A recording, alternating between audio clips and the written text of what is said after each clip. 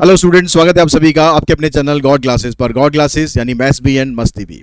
तो बच्चों, आज की जो क्लास रहेगी उसके अंदर हम जो सीयूटी की तैयारी कर रहे हैं अप्लाइड मैथमेटिक्स की, उसके लिए एक सेकंड मॉक पेपर जो है वो मैं आपको यहाँ पर वीडियो सॉल्यूशन उसका पूरा करवा रहा हूँ। ये मॉक पेपर जैसे मैंने आपको पिछले वीडियो में ही बताया था, ये मॉक पेपर दो मॉक पेपर मैंने आप लोगों को प्रोवाइड किए हैं प्रैक्टिस के लिए, और ये दोनों के दोनों आपको फ्री ऑफ कॉस्ट अवेलेबल हैं गॉड क्लासेस ऐप के ऊपर। तो वहाँ पर जो हमारा PYQ वाला जो कोर्स है जिसके अंदर 10 PYQs हैं, उस कोर्स को आप जैसे ही क्लिक करोगे तो क्लिक करके आपके पास दो मॉक पेपर दिखाई देंगे। आपने कोर्स परचेज किया है या नहीं किया, डजेंट मैटर, ये दोनों मॉक पेपर आपको दिखाई देंगे और वो दोनों मॉक पेपर्स को आप डाउनलोड भी कर सकते हो, ठीक है, और उसको सॉल्व कर सकते हो। अगर आपने सॉल्व कर लिया है तो उसका जो वीडियो सॉल्यूशन के थ्रू आप उसको चेक कर लो कि आपने क्या सही किया है और क्या आपने गलत किया है, और आपकी जो टाइम है, जो आपकी राइटिंग स्पीड है, अगर वो कम है तो उस स्पीड को आप बढ़ाने की कोशिश करो ताकि आप इस 1 घंटे के अंदर ये पूरा जो पेपर है इसको आप ये फिनिश कर सको। तो हम स्टार्ट करते हैं, ठीक है। स्टार्ट करने से पहले एक चीज़ और कहूँगा कि वीडियो को आप जितना शेयर कर सकते हैं उतना शेयर करें अपने फ्रेंड्स के साथ जो भी अप्लाइड मैथमेटिक्स CUT की प्रिपरेशन कर रहे हैं। तो सबसे पहला, अब यहाँ पर सेक्शन वैक्शन के बारे में ज़्यादा कुछ आपको बताने की दोबारा मेरे ख्याल ज़रूरत है नहीं। सेक्शन ए आपको कंपलसरी सेक्शन है, उसके अंदर 15 क्वेश्चन होंगे, वो आपको करने ही करने हैं। अगर कुछ बच्चों का डाउट आएगा सर इस सेक्शन में से क्वेश्चन छोड़ सकते हैं, भैया जब नहीं आता होगा तो छोड़ना ही है, ठीक है। जब नहीं आता होगा क्वेश्चन छोड़ना ही है, तो छोड़ने का मतलब होगा कि आपको उसके 0 मार्क्स मिलेंगे, मतलब वो अन अटेम्प्ट की कैटेगरी में आएगा। लेकिन अगर आपने अटेम्प्ट कर दिया और वो गलत हो गया तो -1 आ जाएगा, ठीक है। इसलिए अगर क्वेश्चन नहीं आता है तो उसको छोड़ ही देना, तो वो बेटर है। अब उसके बाद जो सेक्शन B1 होगा वो आपके पास कोर मैथ्स के बच्चों के लिए होता है। सेक्शन B2 हमें अप्लाइड मैथ्स के जो स्टूडेंट है उनको करना होता है। तो इसलिए आपको ध्यान रखना है कि आप कौन सा सेक्शन चूज कर रहे हो, और OMR शीट में भी सेक्शन देखना कि आप कौन से सेक्शन में आपको कहाँ पर सर्कल जो है वो फिल करने हैं। ये चीज़ अच्छे से ध्यान रखना, कहीं आप सॉल्व तो कर हो अपना अप्लाइड मैथमेटिक्स का B2 का और यहाँ पर गोले आप लगाया हो सेक्शन B1 में, इस चीज़ का भी ध्यान रखना है, ठीक है। कि नेगेटिव मार्किंग होती है तो क्वेश्चन आपके गलत होंगे तो आंसर भी फिर आपके गलत ही होंगे। अगर आपने किया होगा अप्लाइड मैथमेटिक्स और आपने सर्कल कर दिए होंगे कोर मैथमेटिक्स के, तो ये बहुत ध्यान रखना ये चीज़ें। तो पहला क्वेश्चन है आपके पास, यहाँ पर कहता है कि ये फंक्शन आपको दिया हुआ है, इसमें 2 पॉइंट ऑफ लोकल मैक्सिमा या 2 पॉइंट ऑफ लोकल मिनिमा है, या फिर एक मैक्सिमा एक मिनिमा है, या फिर कोई भी मैक्सिमा मिनिमा का पॉइंट नहीं है। तो हमें इसमें चेक करना पड़ेगा। चेक करने के लिए हम इसका डेरिवेटिव करते हैं। तो भैया डेरिवेटिव किया हमने इसका, तो आ गया 6x² माइनस में 6x माइनस 12। अब ऐसा कुछ अगर है तो कॉमन निकलता है, तो कॉमन तो निकाल देना चाहिए हमेशा। तो कॉमन हमने निकाला तो हमारे पास बचा x² माइनस x प्लस 2। इसके आप कर दो फैक्टर, तो फैक्टर करेंगे एक आएगा x माइनस 2, यहाँ पर माइनस आएगा भाई, आएगा आएगा आएगा माइनस, यहाँ पर -2 आएगा, ठीक है। अब यहाँ से आप फैक्टर करेंगे तो x माइनस 2 और x प्लस 1, इसको 0 के बराबर हम रखते हैं। 0 के बराबर रख के हमारे पास x की 2 वैल्यू आ जाएंगी, तो 2 वैल्यू तो निकल रही है। अब ये देखना है कि भाई मैक्सिमा मिनिमा की, जनरली ऐसा होता है एक मैक्सिमा की होती है एक मिनिमा की होती है, फिर भी आपको चेक जरूर कर लेना है, बिना चेक करे बस तुक्केबाजी मत कर देना। उसके लिए हम सेकंड डेरिवेटिव निकालते हैं। सेकंड डेरिवेटिव आप यहाँ से निकाल लेना, ठीक है। यहाँ से 6 कॉमन है, ये आ जाएगा 2x माइनस 1। अब यहाँ पर आपने 2 पुट किया तो आ जाएगा आपके पास 2 इंटू में 2 4, 4 माइनस 1 करेंगे 3, मतलब पॉजिटिव आएगा। तो ग्रेटर देन 0 का मतलब है कि मिनिमा आ गया, ठीक है। जो दूसरी वाली वैल्यू है -1, इस पर चेक करेंगे तो यहाँ आएगा 2 इंटू में -1 ये, तो यहाँ अंदर -3 बनेगा। -3 से मल्टीप्लाई करोगे तो नेगेटिव ही आएगा, तो यानी ये मैक्सिमा बनेगा। तो एक पॉइंट मैक्सिमा का आ रहा है, एक पॉइंट मिनिमा का आ रहा है, यानी उसमें ऑप्शन है आपके पास 1 मैक्सिमा एंड 1 मिनिमा। तो क्वेश्चन नंबर जो फर्स्ट है उसका आंसर बनेगा आपका C, ठीक है। उसके बाद आते हैं हम नेक्स्ट क्वेश्चन पर। नेक्स्ट में कहता है कि area of the region in the first quadrant enclose by the x axis the line y equals to x and the circle x² plus y² equals to 32। अब यहाँ जो सर्कल आपको दे रखा है उस सर्कल की स्टैंडर्ड इक्वेशन अगर आप बनाएंगे तो x² प्लस y², 32 का स्क्वायर रूट करेंगे तो भाई पूरा पूरा तो स्क्वायर रूट होता नहीं है, तो क्या हुआ, उसके हम पेयर बना के तो बाहर निकाल ही सकते हैं। तो ये बनेगा आपके पास 4√2 का होल स्क्वायर। तो ये हमारा सर्कल का रेडियस होगा। तो जो सर्कल आप यहां पर बनाने वाले हो उसका जो रेडियस है आपके पास, तो ये आपके पास दोनों एक्सिस हो गए, ठीक है। और एक आप सर्कल बना दो यहाँ पर। इस सर्कल का जो रेडियस है वो कितना है आपके पास 4√2, और सेंटर इसका 0 0 पर होगा, ठीक है। ये वाला जो पॉइंट है आपके पास ये आएगा 4√2 और 0। अब उसके बाद आपको और क्या चाहिए, लाइन चाहिए। लाइन क्या है, y इक्वल्स टू एक्स। तो y और x की अगर लाइन है तो इसका मतलब x 0 होगा तो y भी 0 ही होगा, तो यहाँ पर आ गया। x 1 होगा तो y भी 1 होगा, तो मतलब यहाँ पर कहीं आएगा। तो इसकी जो लाइन है ये लाइन आपकी इस तरह से आ जाएगी, ठीक है। ये लाइन आपकी इस तरह से आ जाएगी। आपको बस अब क्या करना पड़ेगा, आपको ये निकालना पड़ेगा कि ये इसका इंटरसेक्टिंग पॉइंट क्या है, ताकि आप यहाँ से इसकी लिमिट बना सको। तो इन दोनों की आप इंटरसेक्टिंग पॉइंट निकालोगे तो y और x दोनों आपस में इक्वल है, तो आप यहाँ पर पुट कर दो, तो ये एक्स स्क्वायर हो गया और दूसरा भी एक्स स्क्वायर कर दो, ठीक है। उसको आप सीधा 32 लिखो, तो 2x स्क्वायर इक्वल्स टू 16 32, तो एक्स स्क्वायर की वैल्यू 16 आएगी, मतलब x की वैल्यू आ जाएगी 4। x की वैल्यू 4 है तो y की भी 4 आएगी, क्योंकि दोनों बराबर है ही। तो ये पॉइंट आपका बन गया 4 4। तो हमें बाउंड किस किस से करना है, अब ये देखो, ये कह रहा था area of the region in the first quadrant enclose by the x axis this line and circle. तो फर्स्ट क्वाड्रेंट में एरिया जो बाउंड होगा हमारे पास एक्स एक्सिस से, इस लाइन से, ये वाला एरिया हमारा बाउंड होगा, ठीक है। अब इसमें आपको जो एरिया निकालना पड़ेगा, उसके लिए आपको यहां से एक आपको लिमिट की लाइन और लेनी पड़ेगी ऐसे,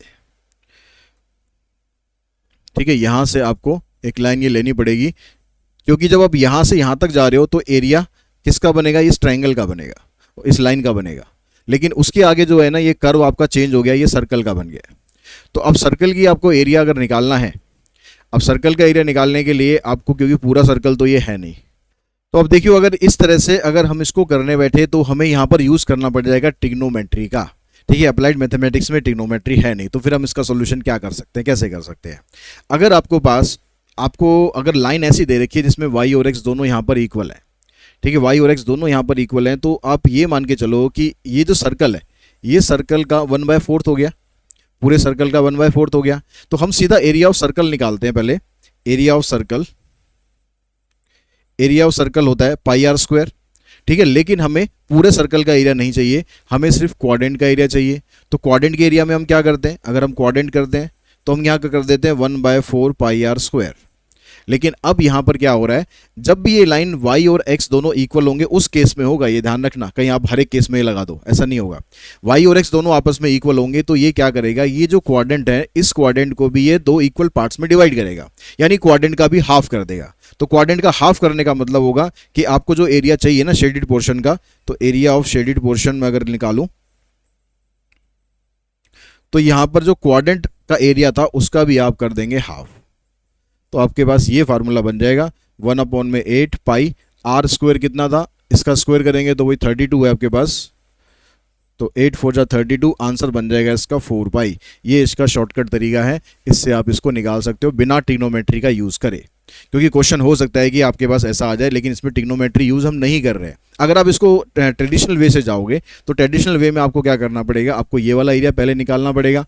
ये एरिया तो हम निकाल सकते हैं भाई, क्योंकि ट्रायंगल का एरिया निकाल दिया हमने, या फिर हमने इंटीग्रेशन लगाकर भी निकाल दिया, लेकिन ये वाला जो पोर्शन है इसका एरिया निकालने के लिए आपको ट्रिग्नोमेट्री का यूज़ करना पड़ जाएगा, अगर हम इसको ट्रेडिशनल वे से करेंगे। तो इस तरीके से आप इसको करो। ये क्वेश्चन जानबूझकर मैंने इसके अंदर डाला है ताकि आपको इस तरह का क्वेश्चन अगर आ भी जाता है तो आप उसको फेस इजीली कर सकें, ठीक है। उसके बाद देखिए नेक्स्ट क्वेश्चन है हमारे पास, the value of the determinant this. अब इस तरह का डिटर्मिनेंट में आपको बताया मैंने कि आपको क्या करना है, डिटर्मिनेंट सॉल्व मत करो, अब इसमें कुछ वैल्यू डाल के फिर सॉल्व करो। आप इसमें वैल्यू ले लो, ए की वैल्यू 1, बी की वैल्यू 2 और सी की वैल्यू 3, ये डाल के आप इसका डिटर्मिनेंट निकालो। तो यहाँ पर a माइनस बी करेंगे, a माइनस बी मतलब -1 हो जाएगा, ठीक है। b माइनस ए करोगे तो 1 हो जाएगा, और c माइनस ए करोगे तो 3 - 1 यानी यहाँ 2 आ जाएगा।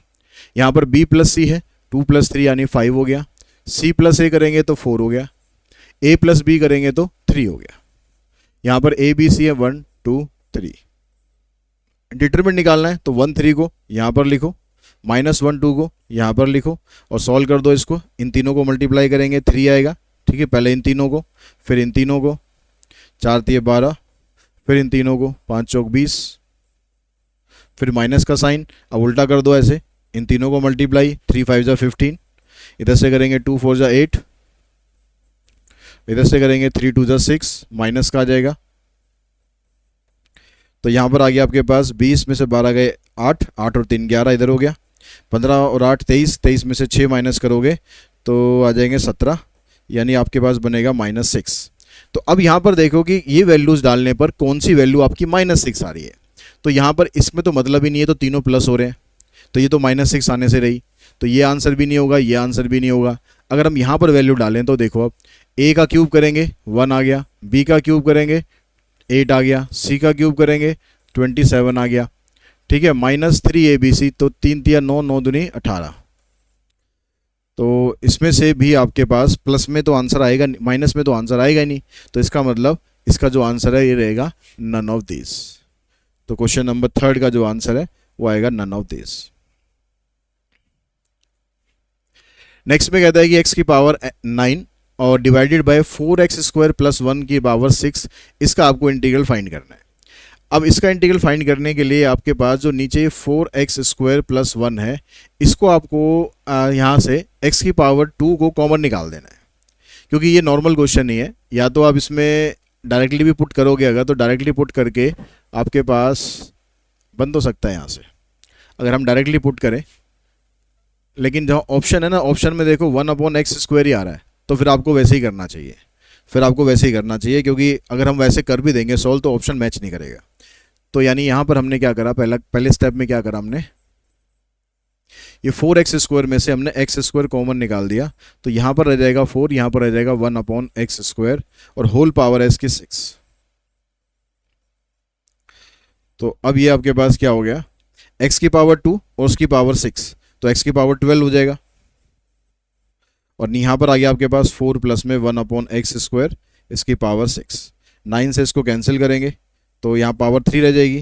तो यानी अब क्वेश्चन आपके पास ये आ गया 1/x³ और 4 प्लस 1/x² की पावर 6। अब आप इसको टी पुट कर सकते हो, क्योंकि इसका डेरिवेटिव करने पर ये वाली टर्म बनेगी। 4 प्लस 1/x² को हमने पुट कर दिया टी, तो यह आ जाएगा derivative -2/x³ dx equals to dt। ठीक है, तो dx की वैल्यू आ गई आपके पास -x³/2 dt। इसको अगर आप यहाँ पर पुट करते हैं तो ये है 1/x³ और ये t की पावर हो गया 6, ये आ जाएगा आपके पास -x³/2 और dt। इससे ये कैंसिल हो जाएगा, -1/2 को बाहर निकाल देना, और t की पावर 6 है तो 1/t की पावर 6, इसको आपको कर देना इंटीग्रेट। या तो आप इसको ऊपर ले जाके -6 बना लो, फिर इसको इंटीग्रेट कर दो, ठीक है, या फिर आप सीधा सीधा करो। इसका इंटीग्रेशन में क्या होगा, अगर मैं इसको -5 करता हूँ ऊपर, तो मतलब 6 को ऊपर लेता हूँ तो -6, और -6 में +1 करेंगे तो -5 आएगा, तो यानी 1/t की पावर 5 आएगा, और जो भी उसका पावर आनी थी वो यहाँ पर नीचे आ जाएगी, मतलब -5। ये मैं आपको डायरेक्ट बता रहा हूँ, अगर आपको डायरेक्ट समझ में आ रहा है तो ठीक है, नहीं तो आप t की पावर 6 को ऊपर ले जाओ, t की पावर -6 बना के फिर उसको इंटीग्रेट कर दो, पर गलत नहीं होना चाहिए। ये माइनस माइनस प्लस हो गया 1/10, और t की पावर 5, t का मतलब ये आपके पास आ गया, तो 4 प्लस 1/x² की पावर 5 प्लस में c, ये हमारा आंसर बनेगा। तो ऑप्शन में देखो यहाँ पर आपके पास कहाँ है, 1/10 1/x² प्लस 4 की पावर, उसको ऊपर ले गया तो -5 होगी पावर, प्लस में c। तो यानी फोर्थ का जो ऑप्शन है ये बनेगा आपके पास फोर्थ। उसके बाद आते हैं हम क्वेश्चन नंबर 5 पर। 5th में कहता है कि 8 coin are toss together, 8 coin को हमने इकट्ठा टॉस किया, the probability of getting exactly 3 head, तो एग्जैक्टली 3 हेड आने की प्रोबेबिलिटी कितनी है। तो यानी यहाँ पर सक्सेस हो गई, क्योंकि ये कॉइन का केस है, तो इसमें विद रिप्लेसमेंट विदाउट रिप्लेसमेंट देने का मतलब ही नहीं, तो ये विद रिप्लेसमेंट वाला केस ही बनेगा। तो आपने कॉइन को टॉस किया 8 टाइम्स और सक्सेस आ गई इसके पास 1/2, और फेलियर भी 1/2 रहेगा। तो कह रहा है probability of getting exactly 3 head, exactly 3 मतलब probability of x equals to 3 आपको फाइंड करना है। तो 8 टाइम आपने टॉस किया, 3 आपकी सक्सेस है। जब यहाँ पर प्रोबेबिलिटी ऑफ सक्सेस और फेलियर दोनों ही बराबर रहते हैं, तो सीधा हम यहाँ पर 1/2 की पावर 8 ही लिख देते हैं। तो 8 से 3 को सॉल्व करेंगे तो आ जाएगा 8 7 6 डिवाइडेड बाय 3 फैक्टोरियल, और ये आ जाएगा 1/2 की पावर 8 का मतलब हो गया 1/ कितना आ जाएगा 256।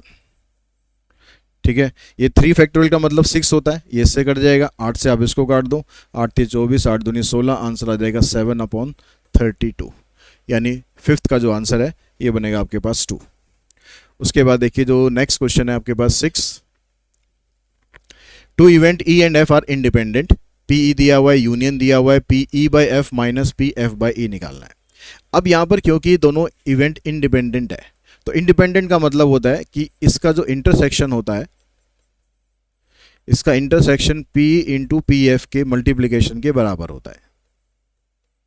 ठीक है, अब आपको वैल्यू इसकी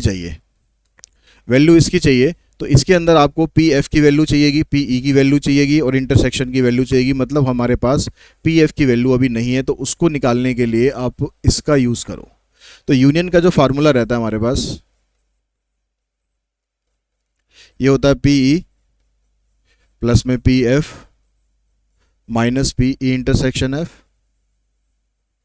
अब इसकी वैल्यू आपके पास 0.5 है, पी ई की वैल्यू भी 0.3 है, पी एफ की वैल्यू हमें पता नहीं है, माइनस इंटरसेक्शन की जगह हम ये डाल देंगे, इसमें से पी ई की वैल्यू हम डाल देंगे 0.3, तो 0.3 इंटू में पी एफ। तो ये वाली टर्म पी एफ में है, ये वाली टर्म पी एफ में है, यानी ये 1 है, ये 0.3 है, तो 1 में से 0.3 को माइनस करोगे 0.7 आ जाएगा, और इसको यहाँ लाके माइनस करोगे तो 0.2, इधर से आ जाएगा 0.7 पी एफ। तो प्रोबेबिलिटी ऑफ एफ आपके पास बन जाएगा 0.2 डिवाइडेड बाय 0.7। ठीक है, यानी आप सीधा 2/7 इसको लिख सकते हो। अब आपको जो वैल्यू फाइंड करनी है, वैल्यू फाइंड करने में आपको चाहिए intersection probability of E by F minus probability of F by E. तो हमने इसका फार्मूला लिखा, इसके फार्मूले में ऊपर आएगा इंटरसेक्शन, नीचे आएगा आपके पास पी एफ, यहां पर भी ऊपर इंटरसेक्शन ही आएगा, चाहे ई एफ लिख लो या एफ ई लिख लो, बात तो एक ही है। इंटरसेक्शन दोनों में से कॉमन निकाल दो, यहां से 1/, में पी एफ माइनस 1/, में पी ई। तो आपको इंटरसेक्शन की जो वैल्यू है ये चाहिएगी, इंटरसेक्शन की वैल्यू है पी ई इंटू में पी एफ। तो पी ई की वैल्यू आपके पास थी 0.3, यानी 3/10 लिख लूँ, और पी एफ हमने निकाला है 2/7, तो ये आ गया आपके पास 3/35। तो यहां पर पुट कर देंगे 3/35, 1/, में पी एफ। तो पी एफ की वैल्यू थी ये, इसका 1/, निकालना है, मतलब रेसिप्रोकल निकालना है, तो 7/2 कर देता हूं। पी ई की वैल्यू आपके पास थी 3/10, तो इसको भी 10/3 लिख देते हैं। अब इसको आप सिंप्लीफाई करो,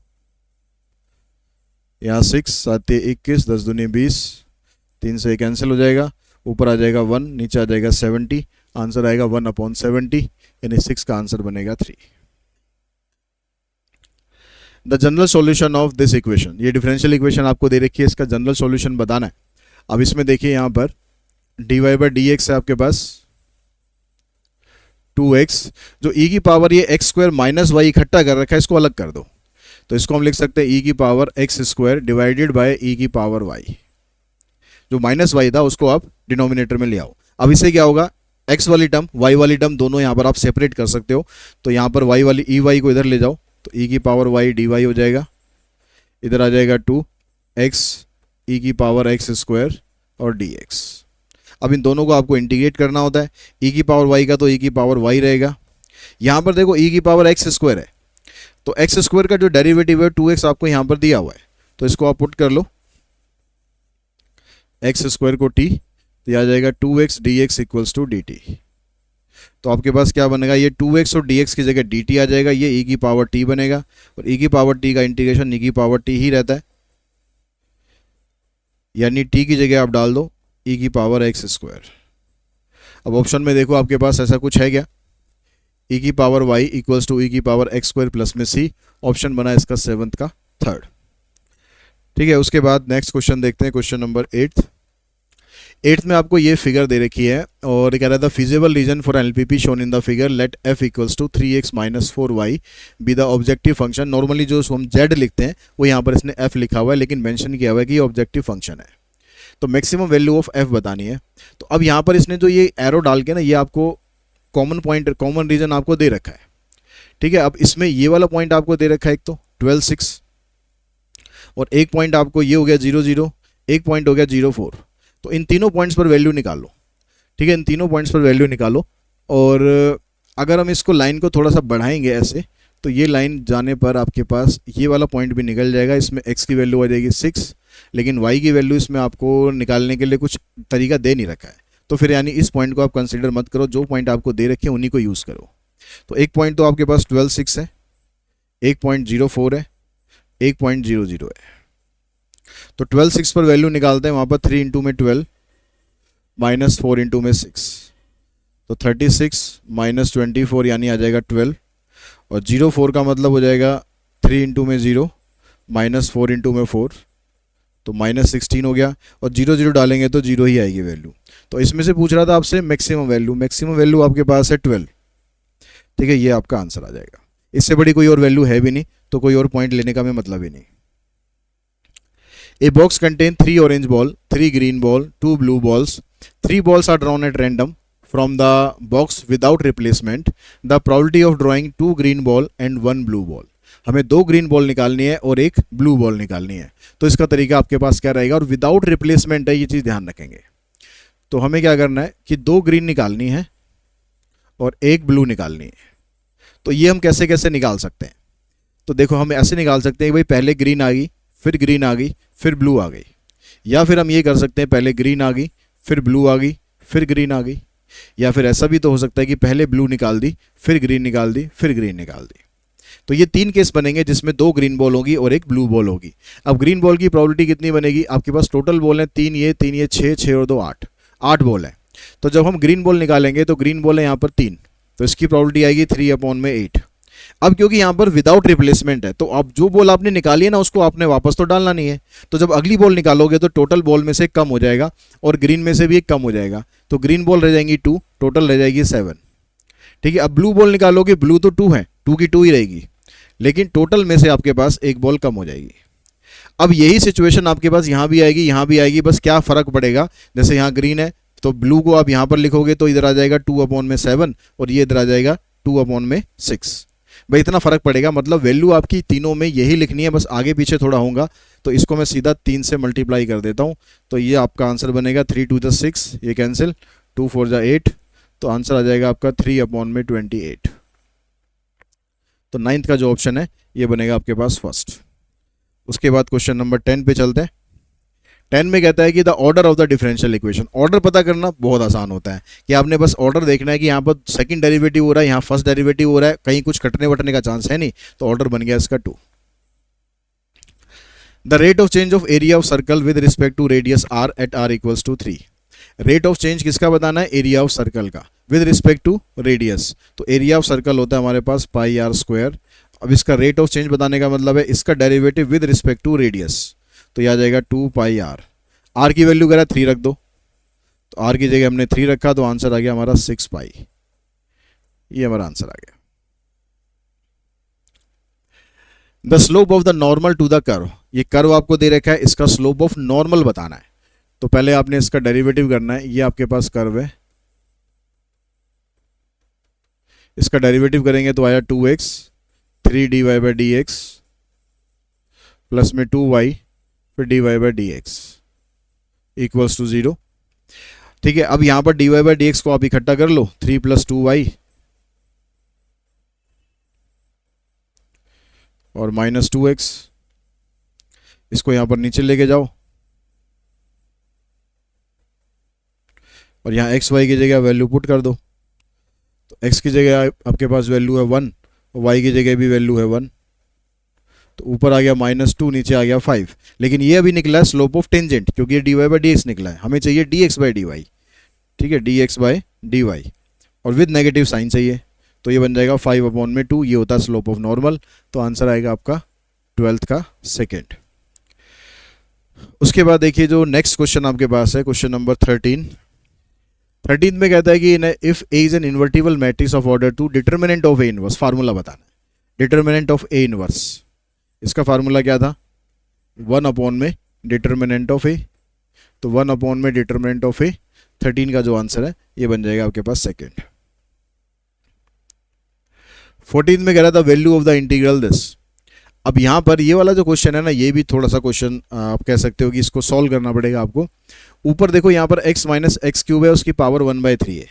तो यहाँ पर अगर आपके पास क्यूब दे रखा है, उसकी पावर 1/3 दे रखी है, तो इसका मतलब आपको क्यूब को कॉमन निकालना है। तो आपने क्या करना है, क्यूब को कॉमन निकाल देना है। तो यहाँ पर बचेगा, यहाँ खाली x था, तो x में से आप अगर x³ कॉमन निकालोगे तो आएगा 1/x², इधर आ जाएगा -1 और इसकी होल पावर है 1/3, नीचे आपके पास x की पावर 4 है। इसको आप सॉल्व करोगे इसके साथ, तो 3 से 3 कैंसिल हो जाएगा, खाली x बचेगा और ये रह जाएगा 1/x² -1 की पावर 1/3 और नीचे आ जाएगा आपके पास x की पावर 4। ये कैंसिल होने के बाद ये आ जाएगा 3। ठीक है, लिमिट अभी हमारी यही है। अब हमने क्या करना है, जो ये 1/x² -1 है इसको टी पुट कर देना है, क्योंकि इसके डेरिवेटिव में ये वाली टर्म बनेगी। तो इसको अगर आपने टी पुट किया तो इसका डेरिवेटिव आएगा -2/x³ dx = dt। तो dx की जगह आ जाएगी आपके पास वैल्यू -x³ dt।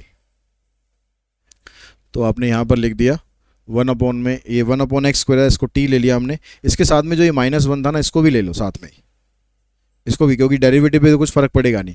तो ये पूरा आपके पास t की पावर 1/3 आ जाएगा। ठीक है, अब उसके अलावा dx की जगह क्या बनेगा आपके पास -x³/2 dt। और नीचे यहाँ पर जो x³ था ये हो जाएगा इससे कैंसिल, -1/2 आ जाएगा बाहर, t की पावर आ जाएगी 1/3। अब आपने क्वेश्चन को t में कन्वर्ट कर दिया तो इसके लिमिट को भी चेंज करना पड़ेगा। तो जो आपने यहाँ पर पुट किया था ना, वहाँ पर x की जगह वैल्यू डाल दो। तो यहाँ पर देखो 1/x² है और वैल्यू क्या है आपके पास 1/3, मतलब 1/3 का स्क्वायर करेंगे, ऐसे है -1। तो ये ऊपर चला जाएगा 9 हो जाएगा, 9 - 1 8। तो ये वाली जो लिमिट है लोअर लिमिट, ये बन जाएगी 8। अगर मैं यहाँ 1 पुट करता हूँ तो 1 - 1 0 हो जाएगा, ये आपके पास लिमिट आ गई 0। इसका इंटीग्रेशन करेंगे t की पावर 4/3 और यहाँ पर आ जाएगा 3/4 और इनटू में -1/2 यहाँ पहले से था, लिमिट आ जाएगी 8 to 0। तो यह आ जाएगा -3/8। 0 पुट करोगे तो 0 हो जाना है, सीधा 8 पुट करोगे माइनस साइन लगाकर, 0 - 8 पुट करोगे यहाँ पर तो 8 की पावर आ जाएगी 4/3। तो 8 का देखो क्यूब रूट करेंगे, डिनोमिनेटर में 3 है ना, तो 8 का क्यूब रूट करेंगे 2 आ जाएगा, 2 की पावर 4 करोगे तो आ जाएगा 16। तो आ जाएगा -16, 8 2 16, तो माइनस माइनस हो जाएगा प्लस, आंसर आएगा आपके पास प्लस में 6। तो ऑप्शन बनेगा 14 का 1। If A and B are symmetric matrices of same order then A B minus B A. बहुत बहुत कॉमन क्वेश्चन है, आंसर इसका स्क्यू सिमेट्रिक आएगा। ठीक है, A B minus B A का आपको ट्रांसपोज कर देना है। ये तो आई थिंक आप लोगों को याद भी हो गया होगा। तो A B transpose minus B A transpose, तो यहाँ बी ट्रांसपोज ए ट्रांसपोज करोगे, यहाँ पर ए ट्रांसपोज बी ट्रांसपोज करेंगे। तो आपको यहाँ पर अगर ये सिमेट्रिक दे रखी है, चाहे स्क्यू सिमेट्रिक दे रखी है, अगर स्क्यू भी होती तो भी ये आपके पास सेम ही रहेगा, क्योंकि बी ट्रांसपोज बी के बराबर हो गया। अगर सिमेट्रिक है तो ए ट्रांसपोज ए के बराबर हो गया, तो यहाँ पर हमने पुट कर देंगे बी ए। अगर ये दोनों स्क्यू दे रखे होते तो ये माइनस बी आता, ये माइनस ए आता, माइनस माइनस मिलकर फिर से प्लस हो जाता। तो दोनों केसेस के अंदर ही आपका आंसर सेम ही रहना है। इस पूरे में से माइनस कॉमन निकालोगे तो ये प्लस हो जाएगा और ये माइनस हो जाएगा। तो आपके पास जो मैट्रिक्स थी वही मैट्रिक्स बन जाएगी, लेकिन माइनस साइन के साथ बनेगी, तो आंसर इसका स्क्यू सिमेट्रिक बनेगा। तो ये क्वेश्चन आ जाए ना, तो बेशक आप चाहे यहाँ पर सिमेट्रिक दे रखा हो ए और बी को, चाहे स्क्यू दे रखा हो, आंसर इसका स्क्यू ही रहेगा। अब इसके बाद आते हैं हम सेक्शन B2 पर, अप्लाइड मैथमेटिक्स का जो सेक्शन है। ठीक है, अब इसके अंदर सबसे पहला जो क्वेश्चन है आपके पास कॉन्ग्रुएंस मॉडुलो का आ गया, कह रहा है A congruent to B mod n। अगर A congruent to B mod n दिया हुआ है तो इसमें से ये किसके बराबर है? तो ए कॉन्ग्रुएंट टू बी का मतलब हो जाएगा कि जो a माइनस बी आएगा वो डिविजिबल बाय n होगा। तो इसमें अगर मैं ए करता हूँ तो ये तो 0 हो जाएगा, बी ए करता हूँ तो यहाँ पर आ जाएगा b माइनस ए। तो अगर मैं ये कहता हूँ कि भाई मैं किसी नंबर को, मान लो मैं 4 को 2 से डिवाइड कर सकता हूँ, 4 को अगर मैं 2 से डिवाइड कर सकता हूँ तो -4 को भी 2 से डिवाइड कर सकता हूँ। तो यानी इसका यही वाला ऑप्शन आपका ठीक होगा, 16 का आंसर बनेगा आपका 2। नेक्स्ट क्वेश्चन आपके पास 186 इंटू में 93 mod 7। तो इन दोनों को मल्टीप्लाई करने की बजाय पहले इन दोनों का मोड निकाल लेना, पहले इनका रिमाइंडर निकाल लेना। तो अगर 186 को मैं डिवाइड करता हूँ 7 से, तो 7 2 14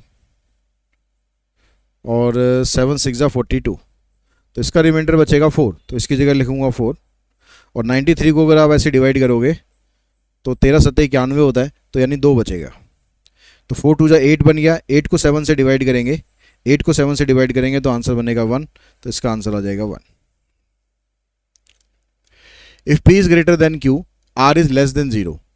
तो यानी P और Q दोनों बड़े हैं और R जो है वो 0 से छोटा है, मतलब कोई नेगेटिव नंबर है। Then which of the following is true.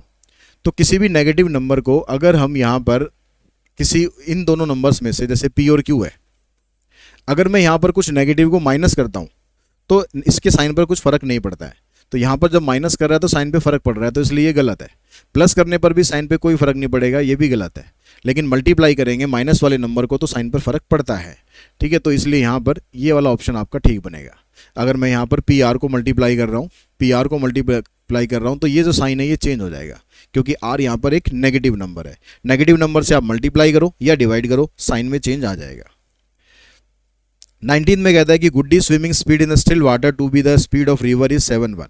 जो गुड्डी की जो स्पीड है स्विम करने की वो 7 है, और जो पानी है उसकी स्पीड 1 है। इन दोनों की जो रेशो है वो 7 और 1 है, ठीक है, गुड्डी और water. She swims 4.2 kilometre up the river in just 14 minute. तो जब वो अप स्ट्रीम जाती है, अप द रिवर का मतलब अप स्ट्रीम जाती है, तो अप स्ट्रीम के अंदर उसकी स्पीड क्या होगी, माइनस हो जाएगी। जब वो 4.2 किलोमीटर जा रही है तो उसकी स्पीड माइनस हो जाएगी। How much time will Guddi take to swim 18.4 kilometre down the river. तो अगर उसको डाउन द रिवर जाना है तो उसकी स्पीड कितनी, उसको कितना टाइम लगेगा ये आपको बताना है। तो अब यहाँ पर इसकी स्पीड 7 है, इसकी स्पीड 8 है। अगर मैं अप स्ट्रीम चलता हूँ तो अप स्ट्रीम में स्पीड कम हो जाती है, यानी 6 हो जाएगी, और डाउन स्ट्रीम के अंदर स्पीड प्लस हो जाएगी। तो अगर मैं इस स्पीड से जा रहा हूँ और इतना मैं डिस्टेंस कवर कर रहा हूँ,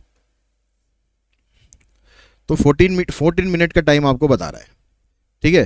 तो यहाँ से अगर मैं कह रहा हूँ कि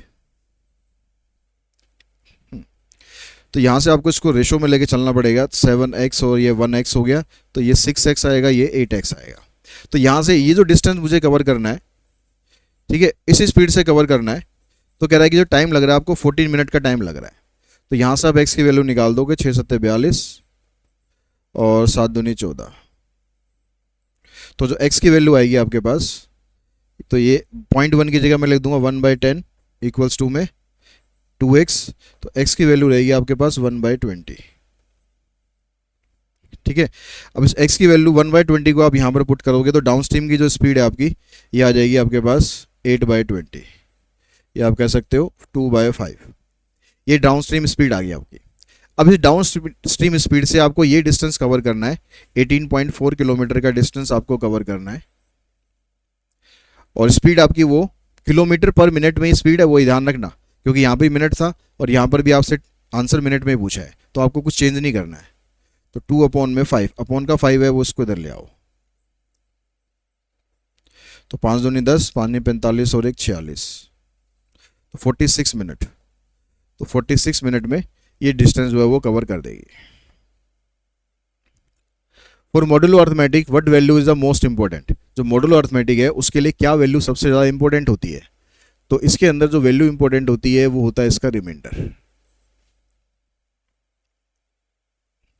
क्योंकि इसको हम जो अर्थमेटिक थ्योरम ऑफ रिमाइंडर भी बोलते हैं, तो इसलिए इसका जो रिमाइंडर होता है ये इसमें सबसे इंपॉर्टेंट रहता है। For a race a distance of 2 to 4 metre can be covered by p in 28 second and q in 32 second. एक रेस है आपके पास 2 to 4 मीटर की, p उसको इतनी देर में कवर करता है, q उसको इतनी देर में कवर करता है। By what distance does p defeat q eventually. तो p q को कितने मीटर से बीट करता है। तो यहाँ पर दोनों की टाइम का डिफरेंस देखो कितना है, टाइम का डिफरेंस आ रहा है आपके पास 4 सेकेंड। इसका मतलब ये हो गया कि जब p ने पूरा रेस को कंप्लीट करा तो q उससे 4 सेकेंड पीछे था। ये जो डिस्टेंस है इसको कवर करने के लिए इसको 4 सेकेंड का टाइम चाहिए, तो हमें ये निकाल लेना है इस 4 सेकेंड में q ने कितना डिस्टेंस कवर किया। तो q की अगर हम स्पीड निकालें तो q ये पूरा जो डिस्टेंस है 2 to 4 मीटर इसको कवर करता है कितने 32 सेकेंड्स में। 4 से आप इसे काट दो, तो q की जो स्पीड है वो आ गई 7। अब इस 7 की स्पीड से ये चल रहा है तो 4 सेकेंड के अंदर ये कितना डिस्टेंस कवर करेगा, 7 4 जा 28 मीटर। तो आपका आंसर बनेगा इसका 4th। तो 21 का जो ऑप्शन है ये आ गया 4th। नेक्स्ट क्वेश्चन है, कहता है कि A began a business with afterward by B with 85,000 he was joined. थोड़ा सा यहाँ स्टेटमेंट में दिक्कत है, ठीक है। A began a business with 85,000 rupees, ये यहाँ पर आएगा, and he was joined afterwards by B with rupees this. यानी ए ने जो बिजनेस है वो स्टार्ट किया इतने में और उसके बाद बी ने उसको ज्वाइन करा इतने रुपए में। If the profit at the end of the year divided in the ratio 3:1 then B join for how much months only. तो हमें यहाँ पर हमने जो ए ने बिजनेस स्टार्ट किया, अब ए ने बिजनेस स्टार्ट किया कितने रुपए से, 85,000 से, और इसने बिजनेस में पूरे साल तक पैसा लगाए रखा, यानी 12 मंथ्स तक लगाए रखा। और जो बी था उसने 42,500 का पैसा लगाया और कुछ मंथ्स के लिए लगाया। वो कुछ मंथ्स कितने, एक्स मान लेते हैं कि एक्स मंथ्स के लिए उसने पैसा लगाया। और इन दोनों की जो प्रॉफिट की रेशो है वो 3 और 1 है। तो यहाँ से इसको सॉल्व कर लो, 2 जीरो ये कैंसिल हो जाएंगी, 3 से आप इसको कैंसिल कर लो, 5 से इसको कैंसिल करोगे, 5 अट्ठे 40, 5 17 पंजे 85 और 17 पंजे 85, 5 दूनी 10। तो बी का जो टाइम है आ जाएगा 4 इंटू में 2 8 मंथ्स के लिए उसने बिजनेस को ज्वाइन किया। अगर ये पूछता है कि इसने कितने मंथ्स के बाद बिजनेस को ज्वाइन किया तो उसमें आंसर आ जाता 4, ठीक है। लेकिन ये पूछता है कि कितने मंथ के लिए किया तो 8। Kishore speed with the current is 15 kilometre per hour. Kishore की जो स्पीड है वो है 15 किलोमीटर पर आवर करंट के साथ, विद द करंट यानी डाउनस्ट्रीम स्पीड हो गई है। And the speed of current, speed of current मतलब y, तो ये आपको दे दिया इसने 2.5, तो इससे आपने x निकाल दिया 12.5। Kishore speed against the current, against the current मतलब x माइनस वाई निकालना है अब आपको।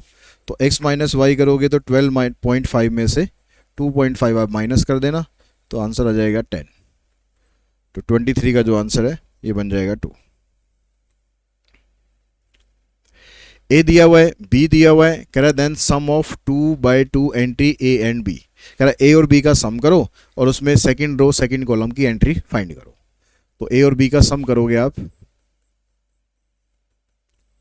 तो 3 + 7 9 + 7 और -1 3 2 - 5 5 + 6।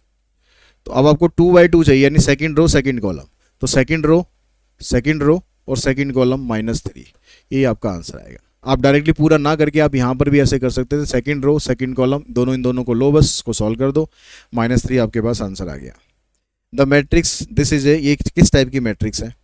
तो यहाँ पर देखो ये स्केलर अगर होती तो 3 इधर होता, ठीक है। तो ये स्केलर भी नहीं है, डायगोनल भी नहीं है, ये स्क्वायर मैट्रिक्स ही काउंट होगी। तो 25 का जो ऑप्शन है ये बनेगा आपका 3। उसके बाद आते हैं हम नेक्स्ट क्वेश्चन पर। 26 में कहता है कि ए आपको ये दे रखा है और ए ट्रांसपोज दोनों आपस में इक्वल है, तो आप इसमें एक्स और वाई की वैल्यू बताओ। तो ए ट्रांसपोज अगर इक्वल होता तो उस केस में ये वाली वैल्यू यहाँ पर आ जाएगी, तो इसका मतलब एक्स और वाई दोनों आपस में बराबर हो जाएंगे। आप ट्रांसपोज करके देखोगे तो भी बात वही पढ़नी है। अब इन दोनों को आप इक्वल रखोगे तो y = x, तो ऑप्शन बनेगा इसमें 3। If A is symmetric matrix and n belongs to natural number then a⁴n। A एक सिमेट्रिक मैट्रिक्स है, तो अगर आप उसमें a² करते हो या a³ करते हो तो उसका जो आंसर है वो क्या बनेगा? तो वो भी एक सिमेट्रिक मैट्रिक्स आपकी बनेगी।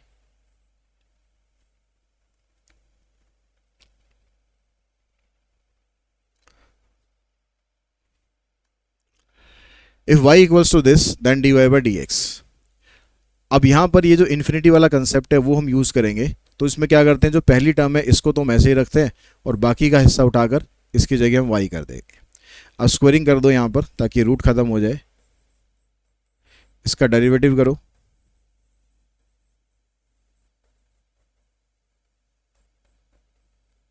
तो dy/dx वाली टर्म है इसको इधर लाओगे, कॉमन निकाल दो, 2y ये इधर आगे -1 हो जाएगा। तो जो dy/dx है इसकी वैल्यू आ जाएगी आपके पास 1/2y - 1, 1/2y - 1। तो 28 है, उसका आंसर बनेगा आपके पास A।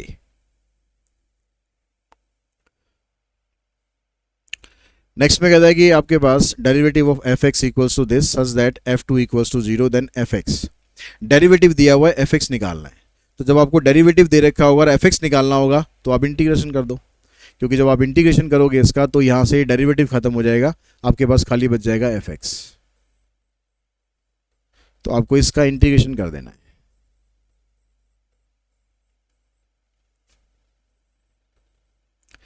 तो आपने क्या करा यहाँ पर, इसका इंटीग्रेशन करने के लिए 4 x⁴ माइनस, इसमें 4 नीचे है तो इसमें क्या हो जाएगा, साइन चेंज हो जाएगा, ठीक है। 3 इसमें से पावर 1 कम करोगे यानी 3 आएगा, वो नीचे आ जाएगा और x⁴ ठीक है, डायरेक्ट तरीका बता रहा हूँ मैं, प्लस में सी। साइन चेंज कर दो, जो पावर कम होके आनी है उसको नीचे लिखो और यहाँ पर पावर आप कम कर दो। ठीक है, किसी को समझ में नहीं आया हो तो ऐसे समझ लो कि आपको x की पावर -4 को इंटीग्रेट करना है, तो इसकी पावर एक कम करेंगे तो -3 अपॉन में -3। तो ये जो माइनस था इसकी वजह से ये वाला माइनस प्लस हो गया, और इसको जब आप नीचे लाओगे तो ये 3 अपॉन में x³ आ जाएगा। ये वाला 3 कौन सा है, ये वाला 3 है। तो अब यहाँ पर ये कह रहा है कि भाई f2 की वैल्यू जो है वो 0 है। f2 का मतलब है x की जगह अगर आप 2 पुट करते हो, f2 की जगह x की जगह अगर आप 2 पुट करते हो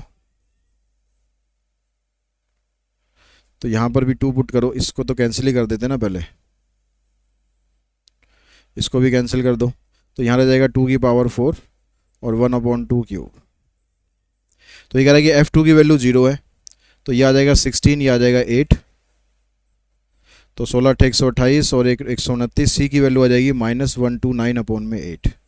तो जो आंसर है आपका वो क्या बनेगा fx का, यहाँ से आ जाएगा x की पावर 4 प्लस में 1/x³ और c की जगह आ जाएगा -129 अपॉन में 8। तो देखो x की पावर 4 1/x³ -129 अपॉन में 8, जो 29th क्वेश्चन है उसका आंसर रहेगा 1। Question number 30, the minimum value of fx, इसकी मिनिमम वैल्यू बतानी है तो डेरिवेटिव करो, 3x² -3। ठीक है, इसको अगर आप 0 पुट करते हो तो 3 कॉमन निकल गया, x² = 1 आएगा, x की वैल्यू ±1 आएगी। तो दो वैल्यू ये हो गई, उसके अलावा जो एक्सट्रीम वैल्यू है ये आ गई। लेकिन ये दोनों वैल्यू आपको नहीं लेनी है, -1 इस इंटरवल में बिलोंग नहीं कर रहा है, तो इसलिए -1 को आप छोड़ देना, सिर्फ x की वैल्यू 1 लेना। तो x के आपके पास 3 वैल्यू लेनी है, 1, 0 और 2। इन तीनों वैल्यूज़ को यहाँ पर बारी बारी से डालो।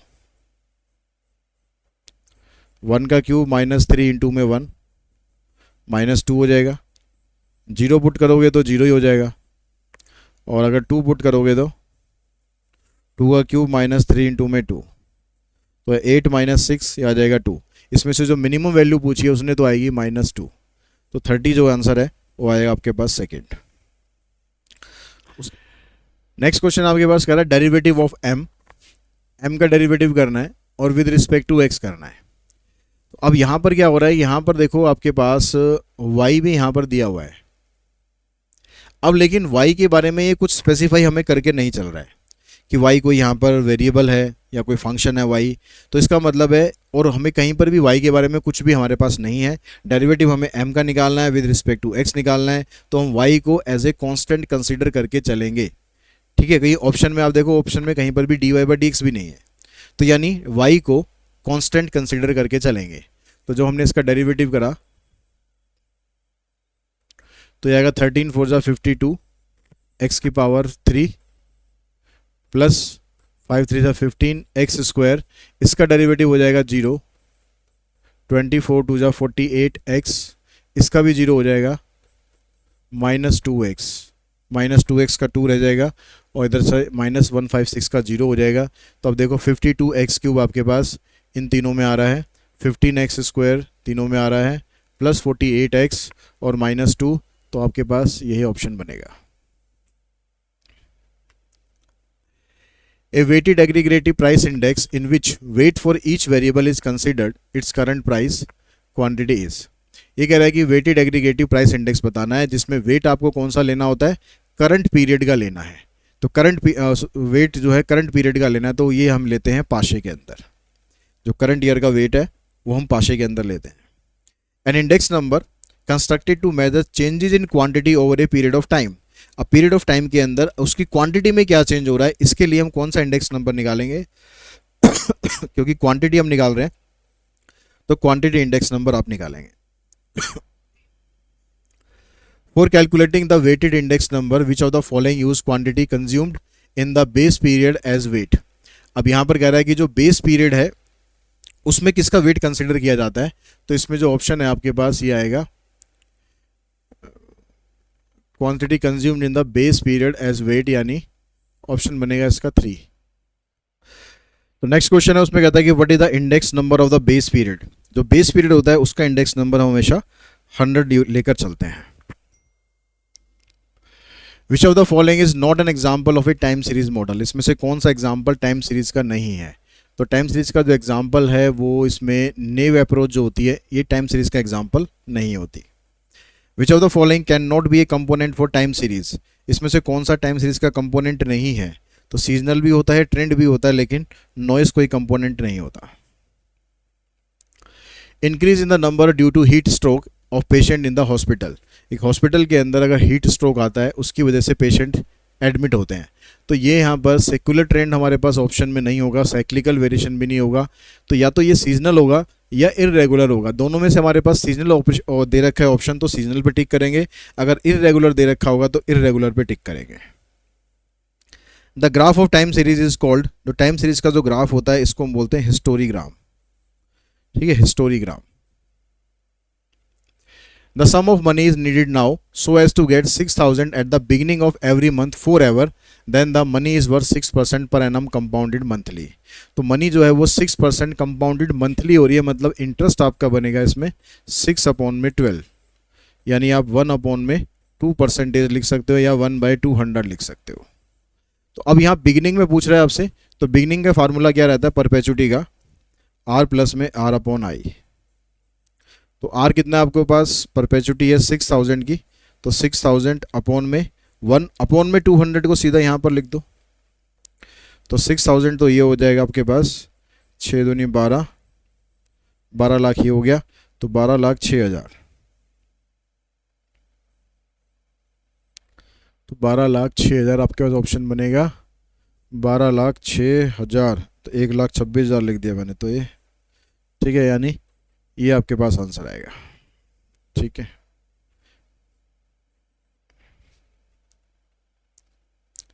The effective rate which is equivalent to a stated rate of 6% compounded semi annually, तो सेमी एनुअली का अगर आपको इफेक्टिव रेट निकालना है तो इसका मैंने आपको डायरेक्ट तरीका बता रखा है कि आप यहाँ पर जो पहले है इसको तो हाफ करो, सेमी एनुअली के हिसाब से ये 3% होगा, ठीक है। जो भी वैल्यू आपके पास आएगी इसका डबल करना है, ठीक है, और यहाँ पर इसका स्क्वायर करना है, तो इसका स्क्वायर करेंगे तो आएगा 09, 2 डिजिट में लिखना है, डेसिमल लगाना है, 2 3 6, ये आपके पास आंसर बनेगा 6.09। Assume that the year end revenue of a business over a 3-year period the are mentioned in the following table, ये आपको दे रखा है इसने, ठीक है। ईयर एंड हुआ 31/12/2018 को, तो ईयर एंड में रेवेन्यू इतना हो गया, और 31/12/2021 को जो रेवेन्यू था हमारा वो 13,000 हो गया। तो calculate the CAGR of the revenue over 3-year period spanning the end of this to the end of this, यानी यहाँ से लेकर यहाँ तक जो हमारा पैसा था वो कितना हमारा उसका CAGR बनेगा, यानी 3 साल का टाइम हो गया 18 से 21, स्टार्टिंग की जो वैल्यू आपके पास 13,000 है, जो फाइनल वैल्यू है, फ्यूचर वैल्यू है वो 13,000 है, ये 9,000 है, ये 13,000 है, तो 13,000 ऊपर रखना है, future value divided by present value raise to power 1/3 -1, तो इसकी जो वैल्यू आपको ये यहाँ पर देखो वैल्यू दे रखी है 1.13, तो 1.13 -1 करेंगे तो 0.13, इसको परसेंटेज में लिखेंगे तो 13%, तो आपके पास जो आंसर है ये आ जाएगा इसका 1, तो 42 का जो आंसर है वो रहेगा 1। 43 में देखो z = 7x प्लस में y subject to this this and this, ये कंस्टेंट दे रखे, मैक्सिमम वैल्यू ऑफ z आपको बताना है। अब आपके पास ये जो कंस्टेंट दे रखे हैं इसकी हेल्प से पहले आप कॉर्नर पॉइंट निकाल लो, तो उसके लिए हम ग्राफ ड्रॉ करते हैं, तो x को 0 करते हैं तो y की वैल्यू 5 आ जाएगी, और y को 0 करते हैं तो x की वैल्यू 1 आएगी, तो ये लाइन आपके पास ऐसे आ गई। दूसरा अगर हम x को 0 लेते हैं तो y की वैल्यू 3 आएगी, y को 0 लेते हैं तो x 3 आएगा, तो इन दोनों को ज्वाइन करेंगे, इनका इंटरसेक्टिंग पॉइंट आपके पास ये आ जाएगा, तो एक तो ये पॉइंट आपको निकाल लेना है, और शेडेड पोर्शन देखोगे तो यहाँ पर ग्रेटर देन है, ग्रेटर देन का मतलब है अवे फ्रॉम ओरिजिन शेड होगा इधर, और इसमें भी ग्रेटर देन है तो इसका भी अवे फ्रॉम ओरिजिन आएगा, जो शेडेड पोर्शन है हमारा वो ये वाला बनेगा। तो कॉर्नर पॉइंट एक तो ये बन गया, एक ये बन गया, और एक ये वाला पॉइंट बनेगा जो इन दोनों का इंटरसेक्टिंग पॉइंट होगा, तो उसके लिए इन दोनों में से इसमें से मैं इसको माइनस कर देता हूँ, तो y में से y माइनस हो जाएगा, 5x - x 4x बनेगा इक्वल्स टू 5 - 3 2, तो x की वैल्यू आ जाएगी 1/2। अगर x की वैल्यू 1/2 है तो y की कितनी हो जाएगी, यहाँ पर पुट कर दो, तो y की वैल्यू आ जाएगी आपके पास 5/2। तो एक कॉर्नर पॉइंट हमारे पास ये बनेगा 1/2 एंड 5/2, एक कॉर्नर पॉइंट 0.5 है, एक कॉर्नर पॉइंट 30 है। z आपको ये दे रखा है 7x, तो 7 इंटू 1/2 प्लस में y की जगह 5/2, तो 7 ये 5 ये 12/2 यानी 6 आएगा। जीरो यहाँ पर पुट करेंगे तो 0 हो जाएगा, यहाँ पर 5 आएगा, तो यहाँ पर 7 इंटू में 3 प्लस में 0 मतलब 21। इसने पूछा गया था आपसे मैक्सिमम वैल्यू किस पॉइंट पर आ रही है, तो मैक्सिमम वैल्यू आ रही है 30 पर, तो ये आपका आंसर आएगा 43 का 1।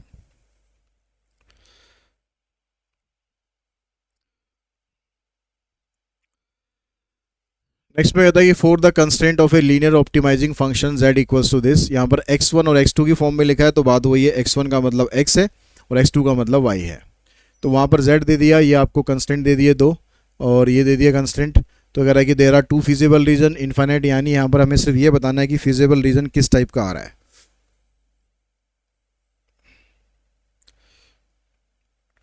तो यहाँ पर x को 0 करते हैं तो y1 आ जाएगा, y को 0 करते हैं तो x1 आएगा, यानी एक लाइन तो आपकी ये आ जाएगी।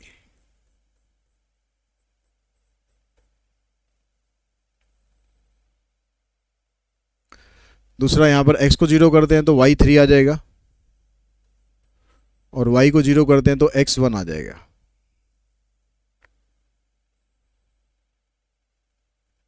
अब इसको शेड करो, तो यहाँ पर देखो लेस का साइन है पहले वाले में, तो इसका जो शेडिड है वो ओरिजिन की तरफ आएगा, और दूसरे वाले में ग्रेटर है, तो ग्रेटर है मतलब यहाँ पर इसका सॉल्यूशन निकालोगे तो ये अवे फ्रॉम ओरिजिन आएगा, तो इसका शेड इधर जा रहा है, इसका शेड इधर जा रहा है, ठीक है, और दोनों में कॉमन पॉइंट कुछ भी नहीं बन रहा है, तो इसका मतलब there is no feasible reason.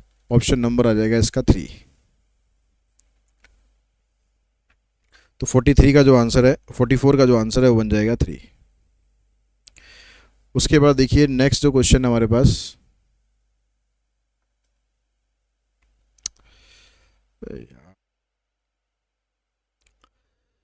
45th question के अंदर कह रहा है जो ऑब्जेक्टिव फंक्शन ऑफ एलपीबी। जो ऑब्जेक्टिव फंक्शन वो क्या होता है, कांस्टेंट वैल्यू, कांस्टेंट वैल्यू तो नहीं होती, relation between X and Y ये भी नहीं होता, a function to be optimize यानी जिसको हमें ऑप्टिमाइज करना है, जिससे हमें मैक्सिमम या मिनिमम वैल्यू निकालनी है, ऑब्जेक्टिव फंक्शन, ठीक है, उसी को हम बोलते हैं z। तो 45 का जो ऑप्शन है ये आएगा आपके पास 2। 46 में कहता है कि machine costing ₹50,000 has a useful life of 4 year, the estimated scrap value is this, then the annual depreciation. तो डेप्रिसिएशन आपको निकालना है, तो फार्मूला रहेगा c माइनस एस अपॉन में n। तो कॉस्ट है उसकी 50,000, स्क्रैप वैल्यू है 10,000, टाइम कितना है 4 साल का, तो 40,000 ऊपर आएगा, 4 से डिवाइड करोगे तो 10,000 इसका डेप्रिसिएशन आ गया। तो 46 का जो ऑप्शन है ये बनेगा आपके पास 2। 47 पे क्या यहाँ पर कहता है the value of A machine purchase 2 years ago, 2 साल पहले जो मशीन आपने परचेज करी थी, depreciate at the annual rate of 10%, उसका जो डेप्रीशिएशन है वो 10% से हो रहा है। If its present value is 97,200 then its value after 3 year, तो 3 साल के बाद उसकी वैल्यू क्या होगी। अब ये क्वेश्चन है डेप्रीशिएशन का ही, लेकिन यहाँ पर ये रिटर्न डाउन वैल्यू मेथड का है। सिलेबस में ये नहीं है, लेकिन लास्ट ईयर कुछ क्वेश्चन ऐसे आए थे, इसलिए ये वाला क्वेश्चन भी मैंने यहाँ पर डाला हुआ है। अब यहाँ पर पहले आपको क्या करना पड़ेगा, उसकी प्रेजेंट वैल्यू निकालनी पड़ेगी, ठीक है। तो उसकी जो प्रेजेंट वैल्यू आपके पास है वो कितनी है, the value of A machine purchase 2 years ago, जो हमने 2 साल पहले परचेज करी थी मशीन, उसकी अभी के टाइम पे जो वैल्यू वो इतनी है 97,200, यानी अगर हम उस 2 साल के हिसाब से देखें तो ये हमारी स्क्रैप वैल्यू बनी, ठीक है। मान लो जैसे हमने स्टार्टिंग में लिया, हमने 0 टाइम मान के चलते हैं, ये हमारे पास कुछ इसकी वैल्यू थी, अब इसकी जो वैल्यू है 2 साल के बाद, अब इसकी वैल्यू इतनी रह गई,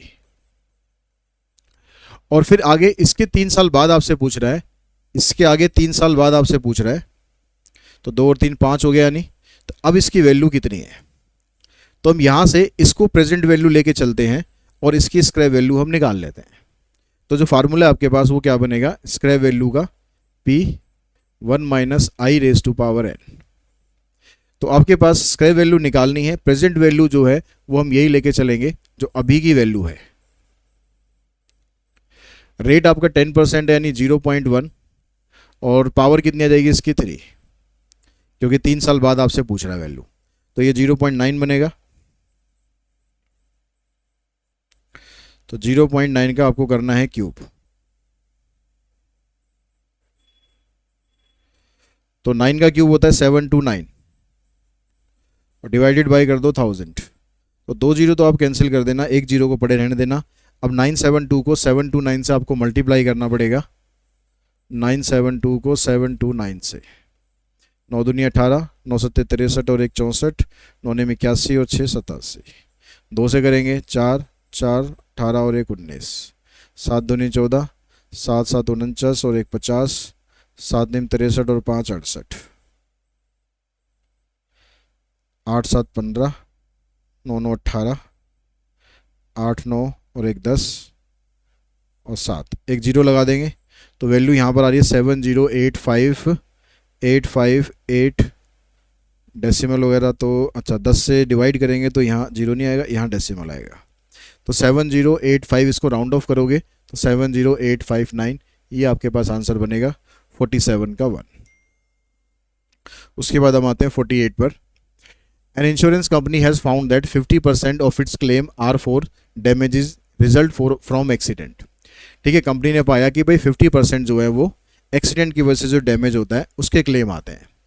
the probability that is random sample of 10 claim will contain fewer than 2 for accident, यानी 2 से कम एक्सीडेंट के आपके पास क्लेम आ रहे हैं।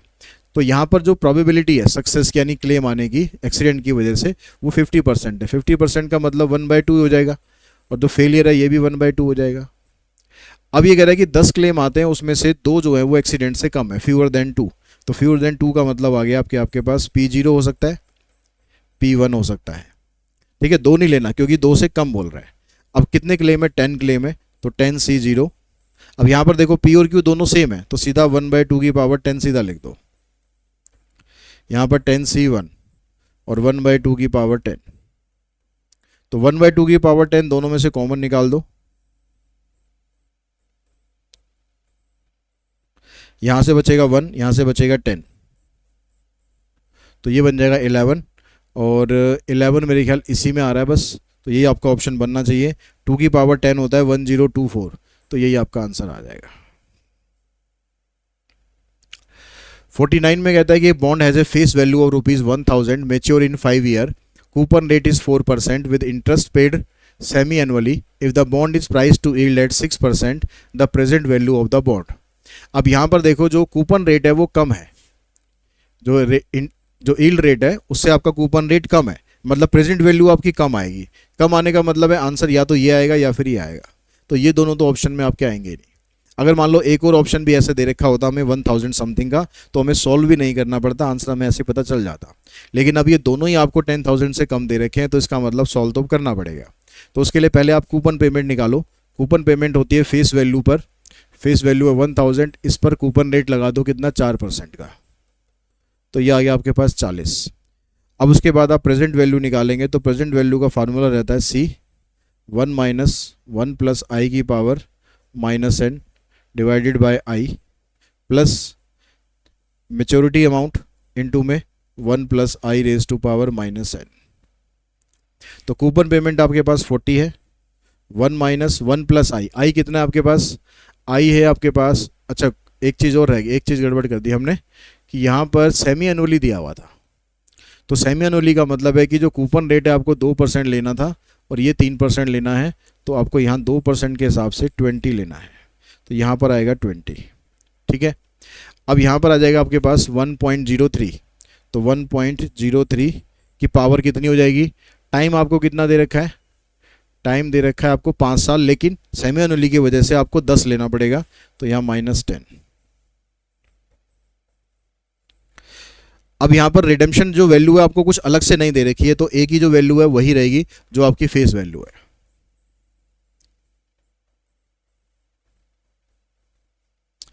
इसका डेसिमल आप हटाओगे, ऊपर 2 जीरो आ जाएंगी, नीचे 3 आ गया, और 1 माइनस इसकी वैल्यू आपको क्वेश्चन में दे रखी है 0.7441।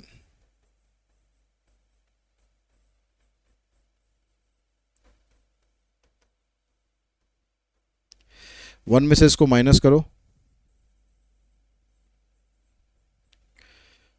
तो 10 में से 1 9, 9 में से 4 5, 9 में से 4 5, 9 में से 7 2।